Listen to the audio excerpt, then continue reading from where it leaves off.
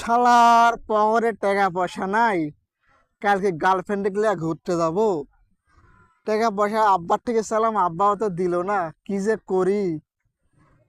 আমি চিন্তা ভাবনা করছি যে কেমনে ব্যবস্থা করি। ও এর আগের বছর তো গাছ বেশি দিছিলাম, এবার এক বড় ভাই ফোন দিয়ে দেখতো গাছ আবার লেয় নাকি। আসসালামু আলাইকুম। কই আছেন আপনি? এই যে গেছে বছর আমার কাছে 5টা গাছ কিনেছিলেন, গাছগুলা আবার তো আমি আরো কিছু গাছ বিক্রি করবো। টাকা পয়সা কি আপনার কাছে আছে নাকি? ও ভাই, টাকা পয়সা শর্ট।